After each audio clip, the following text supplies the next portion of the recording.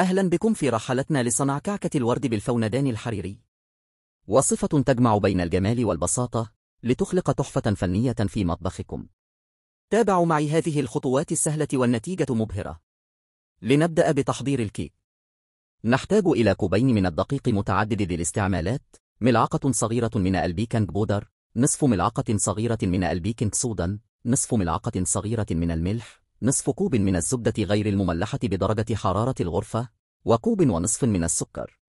سنضيف أيضا بيضتين كبيرتين بدرجة حرارة الغرفة، ملعقة صغيرة من خلاصة الفانيليا، كوبا من الحليب كامل الدسم بدرجة حرارة الغرفة، وملعقتين كبيرتين من ماء الورد عالي الجودة. ولا ننسى لون الطعام الجل الوردي لإضافة لمسة لونية رائعة. والآن إلى تحضير الفوندان الحريري. سنحتاج إلى 4 أكواب من السكر البودرة المنخول، نصف كوب من الزبدة غير المملحة المذابة والباردة قليلا، ربع كوب من شراب الذرة الخفيف، وربع كوب من الماء الدافئ. لا تنسوا إضافة ملعقة صغيرة من خلاصة الفانيليا، رشة من الملح، ولون الطعام الجل الوردي لتحقيق اللون المثالي للفوندان الحريري. ننتقل الآن إلى خبز الكيك. بعد خلط المكونات جيدا، نقوم بتقسيم الخليط بالتساوي بين قالبي الكيك وندخلهما الفرن على درجة حرارة 175 مئوية لمدة من 25 إلى 30 دقيقة. بعد أن يبرد الكيك تماما، نبدأ بتحضير الفوندان.